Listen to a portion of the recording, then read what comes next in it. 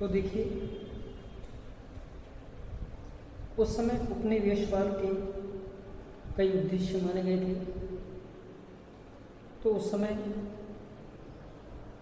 इनका पहला उद्देश्य था कि क्रूसेड युद्धों के बाद इस्लाम का जो प्रभाव यूरोप में स्थापित हुआ था, उस प्रभाव को रोकना था। क्योंकि उस समय में क्रूसेड युद्धों के दौरान आर्थिक दृष्टि से काफ़ी क्षति पहुंची थी और संपूर्ण मध्य युग ईसाई जगत और इस्लाम के मध्य सैनिक,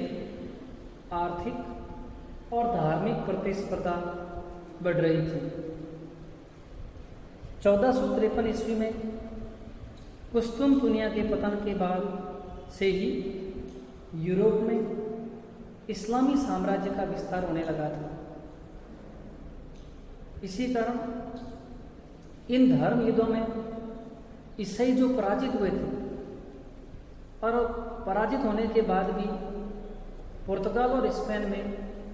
धर्म युद्धों की विचारधारा जीवित रही, क्योंकि पुर्तगाल की राष्ट्रीय एकता वास्तव में दीर्घकालीन धर्म युद्धों की उपज थी और स्पेन अभी भी धर्म युद्ध से पूर्णतः मुक्त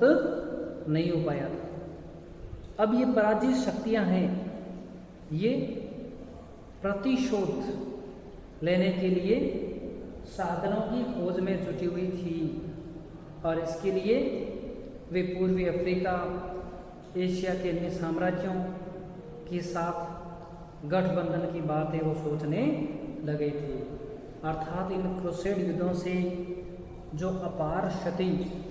यूरोप को देखने को मिली थी, अब वे पुर्तगाल व स्पेन जैसे राष्ट्र अब पुनः उसका बदला लेना चाहते थे और ये राष्ट्र अफ्रीका व एशिया के कई राज्यों के साथ अपना गठबंधन स्थापित करना चाहते थे और उसके माध्यम से भी बदला लेने पर वो उतारू थे। फिर तुर्कों की आय का एक प्रमुख स्रोत पूर्वी व्यापार था। अतः पश्चिम के देश ये सोचने लगे कि यदि तुर्की अधिकार क्षेत्र से बाहर किसी अन्य मार्ग से पूर्व के साथ संपर्क स्थापित किया जा सके तो तुर्की की समृद्धि को भारी धक्का है वो लगेगा। मतलब पश्चिमी देश ये सोचने लगे कि पूर्वी अर्थात एशियाई देशों के साथ हमें व्यापार स्थापित करना है, लेकिन अगर ये मार्ग तुर्की की जगह कहीं और अलग से हो तो हम आसानी से पहुंच सकते हैं। और इस प्रकार ईसाई जगत और मुस्लिम जगत में युद्ध और व्यापार दोनों साथ साथ चलने लगे और आर्थिक मोर्चे पर तुर्कों को शिकस्त देने के लिए भौगोलिक अन्वेषण को बढ़ाना आवश्यक हो गया था और इसी का ही परिवर्तन, इसी का ही मतलब प्रारूप है वो उपनिवेशवाद के रूप में देखा जा सकता है। इसके अलावा उपनिवेशवाद का एक मुख्य उद्देश्य था संसाधनों की प्राप्ति और भूमि की प्राप्ति, क्योंकि इस युग में भूमि और उस भूमि पर कार्य करने वाले लोगों का श्रम संपत्ति के प्रमुख स्रोत थे। स्पेन और अन्य देशों में कुलीन वर्ग के लोग भोले भाले परिश्रमी किसानों की भूमि को हथिया लेते थे, उनकी जागीरें बनाने में सफल हो रहे थे, परंतु आम लोगों के लिए भूमि प्राप्त करने का सबसे अच्छा सुअवसर यूरोप के बाहर ही था और इसके लिए उन्हें काफ़ी संघर्ष भी करना पड़ा था, क्योंकि संसाधन और भूमि यूरोप की बढ़ती आबादी के लिए कम पड़ रही थी और उन्हें ये पता था कि हमें इनकी प्राप्ति के लिए अपने उपनिवेश बढ़ाने पर जोर दिया जाना चाहिए। इसके अलावा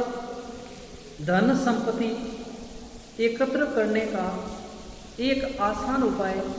नई भूमि पर अधिकार जमा कर उसका उपयोग करना था। मतलब ऐसी भूमि जो नई भूमि है उस नई भूमि पर अधिकार करना और उस नई भूमि से धन प्राप्त करना था। ऐसी भूमि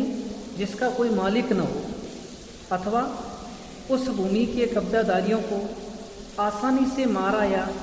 खदेड़ा जा सके और इस प्रकार से अधिग्रहित भूमि पर परिश्रमी किसान और पशुपालक सरलता से अपनी बस्ती बसा सकते थे। तो ऐसी भूमि जिसके कोई मालिक न हो, जिसका कहीं पर अधिकार न हो, ऐसी भूमि पर वो अधिकार करना चाहते थे और अपनी नई बस्तियां बसाना चाहते थे, अपने पशुपालन का कार्य करना चाहते थे और इस प्रकार के लोगों को अपने क्रियाकलापों में किसी अन्य का हस्तक्षेप पसंद नहीं था और ऐसे लोगों के लिए अपनी मनपसंद की भूमि प्राप्त करने का विकल्प यूरोप से बाहर था, क्योंकि यूरोप में बढ़ती आबादी के लिए भूमि इतनी प्राप्त नहीं हो पा रही थी। ऐसे लोगों जिनमें पुर्तगाल और स्पेन के लोग सम्मिलित थे। स्पेन और पुर्तगाल के लोगों ने सबसे पहले उपनिवेशवाद की स्थापना में महत्वपूर्ण कदम उठाया था और इन बस्तियों में बसने वाले लोग साधारण सामाजिक आर्थिक पृष्ठभूमि के थे। औपनिवेशिक शुरुआत का एक कम आकर्षक उद्देश्य समुद्र पार व्यापार में पूंजी निवेश कर मुनाफा कमाना था और उस समय में यूरोप में पूर्वी देशों की वस्तुओं की बहुत अधिक मांग थी और अभी तक इटली के नगर राज्य इस व्यापार में भारी मुनाफा कमा रहे थे। यानी उस समय यूरोप में पूर्वी देशों के वस्तुओं की बहुत मांग थी, लेकिन अभी तक इटली का ही इस व्यापार पर अधिकार था और वे ही मुनाफा है वो कमा रहे थे। तो पुर्तगालियों को उनसे जलन हो रही और पुर्तगालियों के पास अच्छे बंदरगाह थे, अच्छे नाविक थे, अच्छे जहाज थे और कुशल व्यापारियों की भी कोई कमी है वो नहीं थी और इसी कारण इतालवी नगरों की श्रेष्ठ नौसैनिक शक्ति के कारण वे भूमध्य सागर पर उनके प्रभुत्व को चुनौती नहीं दे पाए। अतः उन्होंने पूर्व की ओर जाने के वाले वैकल्पिक समुद्री मार्गों का पता है वो लगा दिया था और इस तरह उन्होंने इसके साथ साथ साम्राज्य विस्तार की इच्छा शक्ति थी और इस साम्राज्य विस्तार की इच्छा शक्ति को भी उन्होंने पूरा करने के लिए यहाँ पर अभियान चलाए थे और इस साम्राज्य विस्तार के तहत उन्होंने कई देशों को अपना औपनिवेशिक तंत्र स्थापित किया। वहाँ की संपदा, भूमि, खनिज पदार्थ आदि को अपने देश ले आए, वहाँ के लोगों को मजदूर बना लिया और उन पर अपनी राजनीतिक सत्ताएं वो स्थापित की थी। धन्यवाद।